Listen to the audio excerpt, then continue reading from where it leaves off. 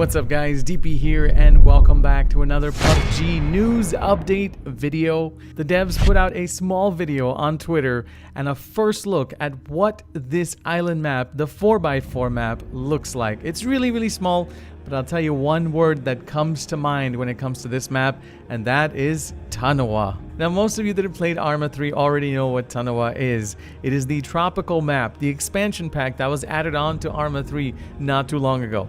This map reminds me of that same rainforest tropical map. It's got a lot of bridges, it's got a lot of islands connecting to one another, and a lot of water surrounding it. Like I told you guys in my roadmap video, this map is going to be a whole lot smaller than it appears to be. It's not going to be 4x4 at the end of the day. Let's take a closer look and see if we can break apart some key features of the map. So right off the bat, you can see that they don't intend on making the same mistakes that they made with Myanmar.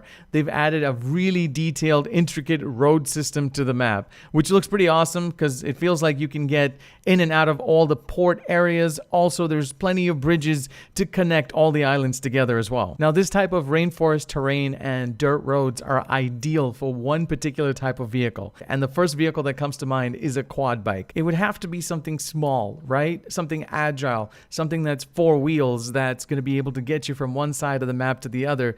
I don't think a motorcycle in a tropical island or especially a tropical map like this one would do it justice. So I think they're probably getting rid of the motorcycles for this one and putting in quad bikes instead. But let's face it, this is just speculation for the moment because even the data miners haven't been able to take out any information about a new sort of vehicle. A couple of key things that you notice right away is that there's a lot of real estate all around the map, but it's spread out pretty thin. Now, I'm assuming that the loot tray isn't going to be that great when it comes to this map because of the smaller tin shacks and houses.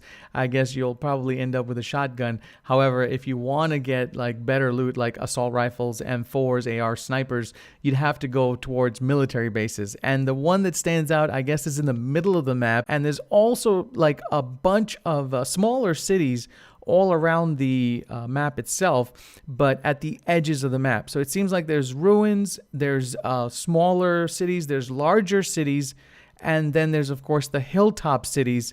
And you've also got a few caves, cave-like structures, which I'm thinking might end up being just mountains or maybe like mines that connect one island to the other. I don't think that they would do that because that would be too complex, but I did hear PU talk about this one time where he is really fascinated with underground or different levels of fighting or different levels of map, different levels on the map, so that you can entertain the idea of having like a cool tunnel fight. He has talked about it in interviews, and this might be that sort of map where we'll get a few secret caves situated all around the map, and we'll be able to get some special items or special loot from there. If you're a big fan of getting into fights early, I can already suggest a few of the places where you're going to be able to rack up some easy kills.